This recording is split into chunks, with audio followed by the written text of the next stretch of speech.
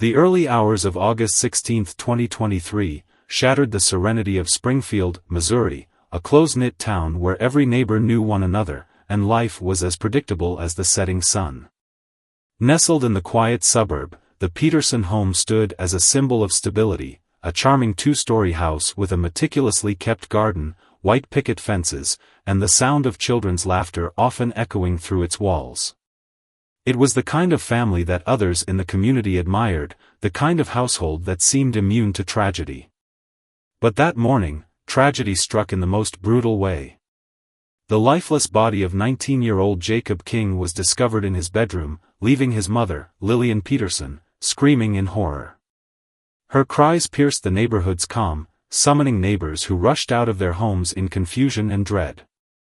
Flashing red and blue lights soon engulfed the street as police swarmed the Peterson residence, their presence transforming the idyllic home into a crime scene. The details were grim. Jacob, the protective older brother and beloved son, had been stabbed multiple times in what initially appeared to be a violent break-in. Objects were strewn across his room, his belongings scattered as if someone had rifled through them in haste. But to the seasoned eyes of Detective Harvey Parker, the scene felt off, meticulously staged, the chaos too deliberate to align with a genuine burglary. The community of Springfield was shaken to its core. The Peterson family had always been seen as the embodiment of success and harmony. Thomas Peterson, the stepfather, was a respected contractor with a reputation for being dependable and hardworking. Lillian Peterson, a dedicated nurse, was known for her warmth and compassion. Together, they seemed to have built a solid foundation after Lillian's first marriage ended in divorce. Jacob, her son from that marriage, was the glue that held the family together, fiercely loyal to his mother and a role model to his younger sister. As investigators pieced together the fragments of that fateful night, the questions grew louder and more troubling. Who would want to harm Jacob King, a young man with no known enemies? Why was the Peterson home, a beacon of normalcy, now marred by such brutal violence? And most unsettling of all, what secrets lay hidden behind the polished veneer of their perfect family? The whispers began almost immediately. Neighbors speculated, pointing fingers at everything from a random act of violence to a targeted attack. But those closest to the family couldn't shake the sense that something darker was at play. What could possibly have led to this tragedy? What had Jacob discovered, or who had he confronted, that cost him his life?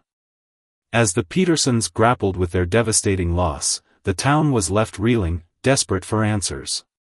But for Detective Parker, the case was just beginning. His gut told him that the answer to Jacob's murder wasn't far from the pristine walls of the Peterson home. And as he delved deeper, it became clear that beneath the facade of familial bliss lay a web of lies, betrayal, and deadly obsession that no one could have predicted. Springfield would never be the same. The Peterson family was the kind of household that seemed to have everything figured out. Thomas Peterson, a contractor with a successful business, was known throughout Springfield as a man who could be counted on. To his neighbors, he was an honest, hard-working family man who juggled the demands of a career and family life effortlessly. His calm demeanor and practical nature gave him an air of quiet authority, the kind that others admired and respected. His wife, Lillian Peterson, was equally revered. A dedicated nurse, she had spent years rebuilding her life after a painful divorce. Lillian had found a second chance at happiness with Thomas. To her, he was a stable and loving partner, someone she could lean on after years of struggling as a single mother. Together, they created a home that symbolized stability, a haven for Lillian and her two children from her previous marriage, 19-year-old Jacob King and his younger sister. Jacob, the eldest, was the protector of the family. Mature beyond his years, he had taken on the role of Lillian's confidant during the tumultuous years following her divorce. Their bond was unshakable, forged through shared hardships. To Jacob, Thomas's arrival in their lives was something he accepted out of love for his mother, but it was clear that he never fully trusted the man. While Thomas tried to bridge the gap between them, there was always an unspoken tension, a quiet wariness in Jacob's eyes whenever they interacted. Jacob was fiercely protective of his little sister, a vibrant and inquisitive child who adored both her big brother and her stepfather. To her, the world was simple and safe, and the walls of their Springfield home were a fortress of love and laughter. Jacob's dedication to shielding her innocence was unwavering, making his role in the family even more critical. For a while, life at the Peterson home seemed picture-perfect. But as summer rolled in during June 2023, the dynamic began to shift with the arrival of Autumn Carter. At 22 years old, Autumn was everything the Peterson family needed, or so it seemed. A college student majoring in early childhood education, Autumn had taken on multiple part-time jobs to support herself. When Lillian hired her to babysit during the summer months, it seemed like the perfect arrangement. Autumn's cheerful demeanor and youthful energy made her a natural fit for the family. She bonded quickly with the children, stepping in as a second mother figure when Lillian worked late shifts at the hospital. At first, Thomas barely noticed Autumn. To him, she was just the babysitter, another fixture in their carefully constructed life. But over time, her presence began to stir something in him. There was an ease to her laughter, a brightness in her youthful energy that stood in stark contrast to the steady rhythm of his daily responsibilities. At 43, Thomas found himself increasingly drawn to Autumn, though he brushed off the early sparks as harmless admiration. For Autumn, Thomas represented something she hadn't found in her peers: stability, confidence, and a maturity that seemed magnetic.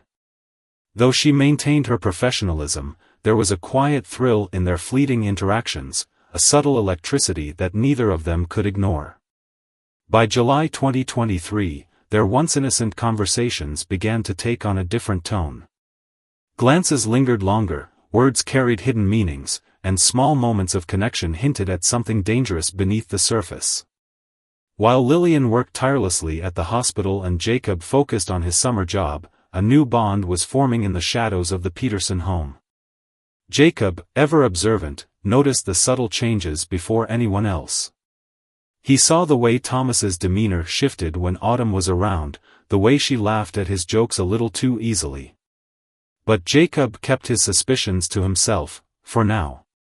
After all, what could he say? That he didn't trust his stepfather, the man who had given his mother a second chance at happiness? As the summer heat grew oppressive, so did the tension within the Peterson home. Beneath its polished exterior, cracks were beginning to form. Thomas's late nights and distant demeanor, Autumn's growing attachment to the family, and Jacob's simmering distrust were like kindling waiting for a spark. What none of them knew was that their carefully constructed world was about to come crashing down, and the Peterson home would never be the same again. By July 2023, the Peterson household had become a theater of quiet, unspoken tension. The harmony that once defined the family was steadily unraveling, though few outside its walls could see the signs.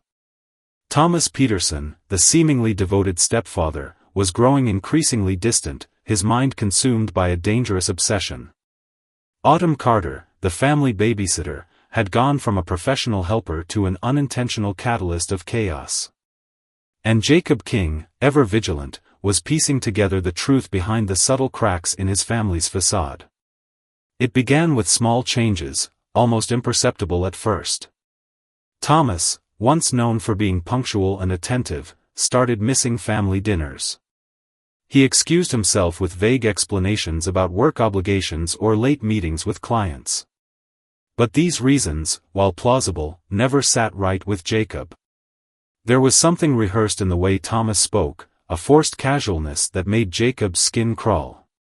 Lillian, exhausted from long shifts at the hospital, was too drained to notice. She trusted Thomas completely, grateful for his presence in their lives. To her, the late nights were just part of his demanding job. But to Jacob, they were a red flag he couldn't ignore. The tension in the air thickened every time Thomas and Autumn were in the same room. Their interactions, though subtle, carried a charge that Jacob couldn't unsee. A shared glance across the kitchen. A laugh that lingered a beat too long.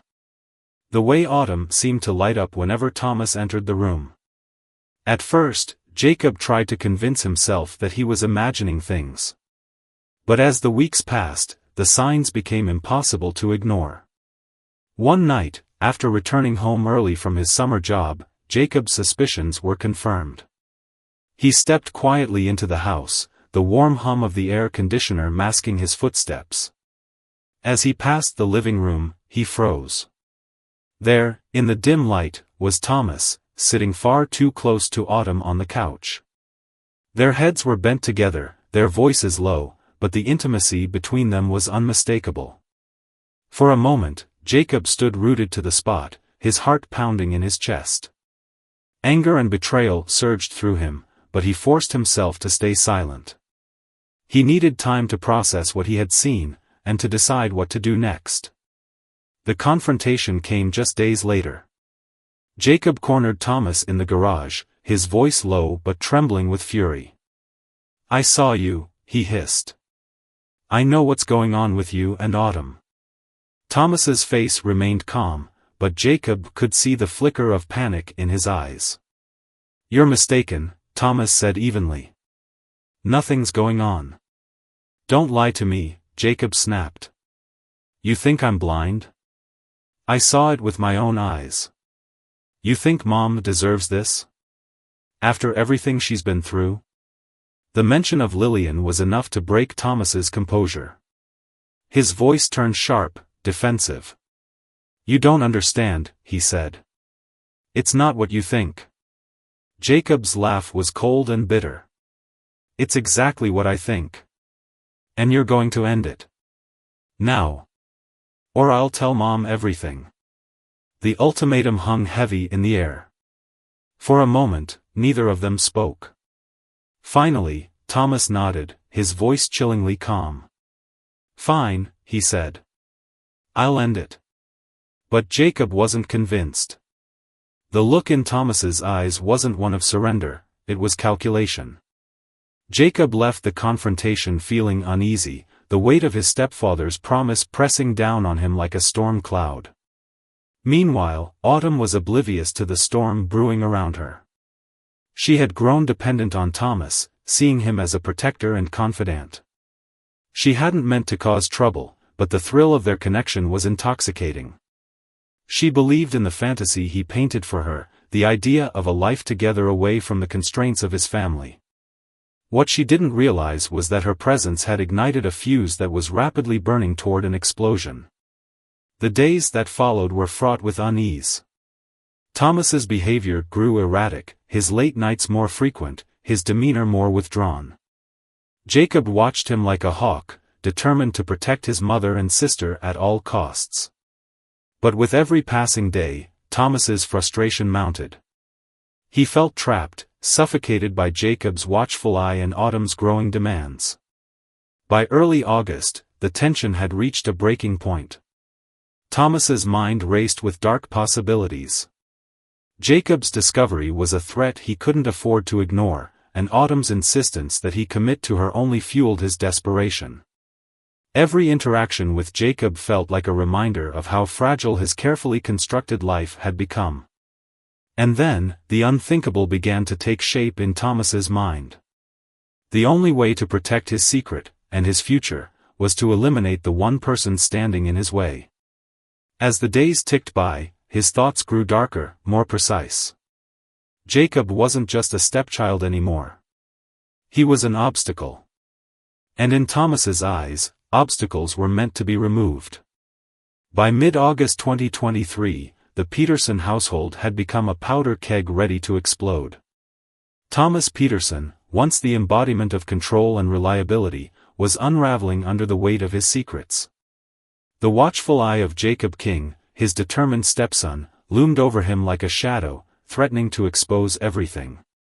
Meanwhile, Autumn Carter, unaware of the full consequences of her actions, became an unintentional accomplice, fanning the flames of Thomas's desperation. On August 10, 2023, Thomas made a decision that sealed his fate. On his way home from a meeting, he stopped by a local sporting goods store, purchasing a hunting knife. He told the cashier it was for a camping trip, an excuse so mundane it drew no suspicion. But as Thomas held the knife in his hands, he felt the gravity of his choice. This wasn't just a tool, it was the instrument of a plan he could no longer avoid. For the next 5 days, Thomas meticulously crafted his alibi. He logged fabricated entries into his work system to show that he was handling a late-night project. He rehearsed every step of his plan, ensuring there would be no loose ends. But beneath the surface of his cold calculations, there was an undercurrent of unease, a faint whisper of the man he used to be, begging him to stop. By the evening of August 15, 2023, Thomas was ready. The day began like any other. He suggested a family outing to a nearby restaurant, encouraging Lillian to take the children and enjoy some time together. "I might be late," he said, his tone casual. "Work's been piling up." Lillian, exhausted from her shifts at the hospital, agreed without hesitation. To her, Thomas's dedication to his job was part of why she loved him. As the family left the house, Thomas began preparing. He double-checked his alibi, ensuring his work logs were flawless. He retrieved the hunting knife from its hiding place, its cold steel a chilling reminder of what lay ahead. The house was silent, its stillness amplifying the weight of his intentions. At around 1 a.m., after everyone had returned home and settled into sleep, Thomas made his move. He slipped out of bed, moving through the darkened house with practiced precision. Each step felt deliberate, the creak of the floorboards echoing like a warning. When he reached Jacob's bedroom, he paused, his hand tightening around the knife. Inside the room, Jacob slept soundly, oblivious to the danger lurking in the doorway. Thomas stood there for what felt like an eternity, his mind racing. He told himself this was necessary, that Jacob had left him no choice. The boy was a threat, a ticking time bomb that could destroy everything Thomas had built. He had to act. The attack was swift and brutal. Thomas plunged the knife into Jacob multiple times, each motion calculated to ensure there would be no struggle. The room filled with the muffled sounds of violence, then fell silent once more. In those moments, Thomas's carefully constructed image shattered, replaced by the cold reality of his actions. As he stood over Jacob's lifeless body, a flicker of humanity surfaced, a fleeting pang of guilt. But Thomas quickly suppressed it. There was no turning back now. He forced himself to look away, to detach from the horror of what he had done. The next step was just as critical. Thomas cleaned the knife meticulously, wiping away every trace of blood. He disturbed the room, scattering objects to mimic a struggle, creating the illusion of a burglary gone wrong. The scene had to tell a story, one that directed suspicion away from him. He reviewed every detail with a chilling calmness, his mind working like a machine. By 3 a.m., Thomas drove to his office, logging a few more entries into the work system to solidify his alibi. He sat in the empty parking lot, staring at the dark horizon, his face an emotionless mask. In his mind, the plan had clicked into place. No one would ever suspect him. When he returned home, it was just in time for Lillian to discover the body. Her scream shattered the pre-dawn silence, sending a wave of panic through the neighborhood. Thomas played his part to perfection, rushing to her side, his arms wrapping around her trembling form. "Who would do this?" he whispered, his voice thick with feigned shock. But beneath the surface, Thomas knew the truth. He had crossed a line that could never be uncrossed. Jacob was gone, silenced forever. Yet, even in his darkest moment, Thomas clung to the belief that his plan had worked, that he had preserved his secrets at any cost. What he didn't realize was that the threads of his deceit were already beginning to unravel. Detective Harvey Parker would soon arrive, and with him, the first seeds of doubt. And as the investigation unfolded, it would become clear that Thomas's perfect crime was anything but flawless. The call came to Detective Harvey Parker in the early hours of August 16, 2023. A grisly murder in one of Springfield's quietest neighborhoods. For a seasoned investigator like Parker, who had spent over 2 decades untangling lies and piecing together fractured stories, this seemed like another case of a burglary gone wrong, or so it appeared at first glance. When Parker arrived at the Peterson home, the scene was chaotic. Neighbors gathered on the lawn, murmuring in shock and disbelief, their eyes fixed on the house they had long admired. Inside, the atmosphere was thick with grief. Lillian Peterson was inconsolable, her cries echoing through the walls.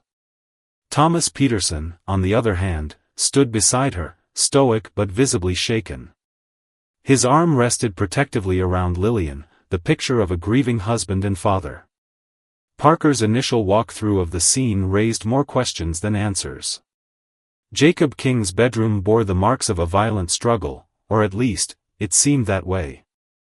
A lamp was overturned, drawers were pulled out, and personal belongings were scattered across the floor.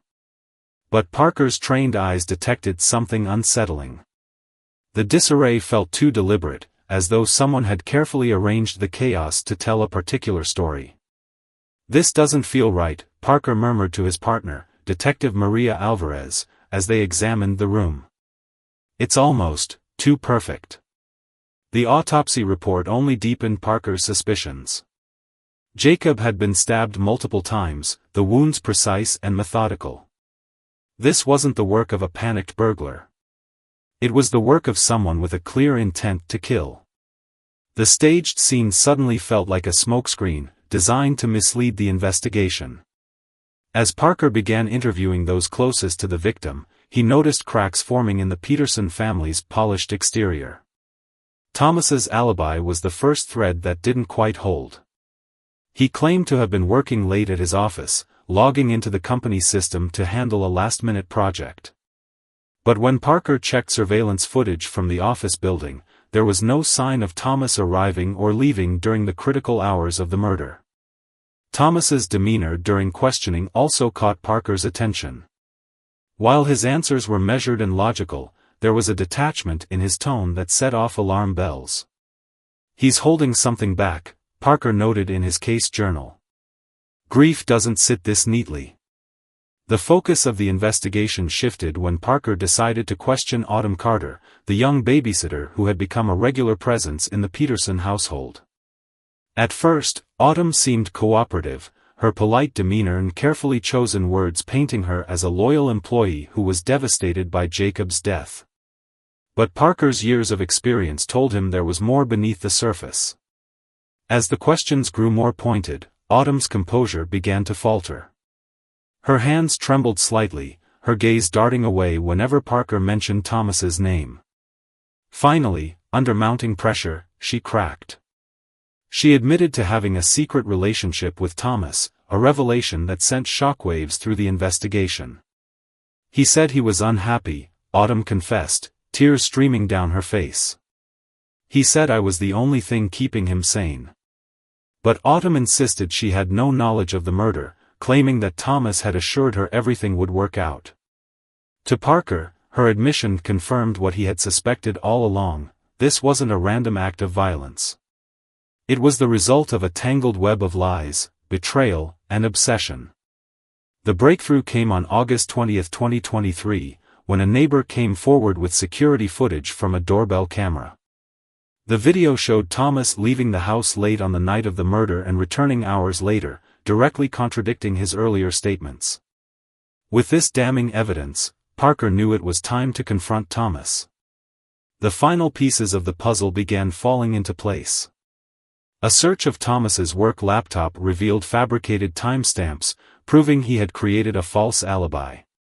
Additional forensic evidence tied the hunting knife used in the murder to a recent purchase Thomas made, further solidifying his connection to the crime. On August 30, 2023, Parker and his team arrived at the Peterson home to arrest Thomas. The image of the stoic, dependable family man crumbled as he was led away in handcuffs. Lillian watched in stunned silence, her world collapsing around her. The neighbors, once full of admiration for Thomas, now looked on with a mixture of disbelief and anger. For Parker, the case was a grim reminder of how easily appearances could deceive. The Peterson family, with their perfect home and perfect lives, had been hiding a darkness no one could have imagined. Yet even as Thomas was booked and charged with Jacob's murder, Parker couldn't shake the lingering question: how far had Autumn's influence gone? Had she truly been a passive observer, or had her presence pushed Thomas to the breaking point? The answers to those questions would unfold in the courtroom, but for now, one thing was certain: Springfield would never look at the Peterson house the same way again. By September 2024, the trial of Thomas Peterson was in full swing, drawing widespread attention from Springfield and beyond. The once beloved family man was now a symbol of deceit and violence, his trial a macabre spectacle for a community desperate for closure. The courtroom was packed with reporters, neighbors, and curious onlookers, all eager to witness the unmasking of a man who had once epitomized stability and respectability. The prosecution meticulously laid out their case. They painted Thomas as a man consumed by his own desires, willing to destroy his family to protect his secret affair with Autumn Carter. Every detail was laid bare: the fabricated alibi, the purchase of the hunting knife, the staged crime scene. Prosecutors presented the damning footage from the neighbor's security camera, showing Thomas leaving the house the night of the murder. They called witnesses to the stand, each one chipping away at the facade Thomas had carefully constructed. One of the most compelling testimonies came from Autumn Carter. Tearfully, she recounted her relationship with Thomas, describing how he had grown increasingly possessive and erratic as their affair deepened. "He said he couldn't lose me," she told the court, her voice shaking. "But I never thought he would do something like this." Autumn's testimony was a double-edged sword. While she denied any involvement in the murder, her role in the chain of events was undeniable. She had been the catalyst, albeit unintentionally, that pushed Thomas toward his breaking point. Her confession of the affair turned public opinion against her, but legally, she remained a witness rather than a co-conspirator. Throughout the trial, Lillian Peterson sat silently in the courtroom, her face a mask of grief and betrayal. She had lost everything: her son, her husband, her sense of stability. The details revealed in court were like daggers to her heart. She listened as lawyers dissected her marriage, turning her once idyllic family life into a tale of deceit and destruction. Yet, despite the overwhelming evidence, part of her still struggled to reconcile the man she loved with the monster he had become. The defense attempted to argue that Thomas acted out of desperation, claiming he had been pushed to the brink by Jacob's threats and Autumn's demands. But their argument fell flat against the cold, calculated nature of the crime. The jury deliberated for only 2 days before returning their verdict: guilty of first-degree murder. The sentence was severe but just: life in prison without the possibility of parole. As the verdict was read, Thomas remained emotionless, his stoic demeanor a stark contrast to the weight of his actions. For the first time in months, the community of Springfield felt a sense of justice, though it was tinged with the bitter reality that no sentence could bring Jacob back. The aftermath of the trial left the Peterson family fractured beyond repair. Lillian, devastated by the loss of her son and the betrayal of her husband, decided to leave Springfield. The house that had once been her sanctuary was now a painful reminder of everything she had lost. She moved to a quieter town, taking her daughter with her, determined to rebuild what little remained of her life. As for Autumn Carter, she became an outcast. Though legally exonerated, she couldn't escape the court of public opinion. She left Springfield shortly after the trial, her dreams of becoming a teacher overshadowed by the stigma of her involvement in the scandal. The weight of guilt followed her wherever she went, a constant reminder of the life she had inadvertently helped destroy. Detective Harvey Parker, reflecting on the case, described it as one of the most haunting of his career. "It wasn't just about the crime," he said in an interview. "It was about what happens when people let their desires and fears consume them." The Peterson family wasn't perfect, but no one deserved what happened to them. The Peterson home, once a symbol of stability and success, now stood empty. Its neatly trimmed lawn and white picket fence belied the darkness that had unfolded within its walls. Neighbors avoided walking past it, as if the memory of the tragedy still lingered in the air.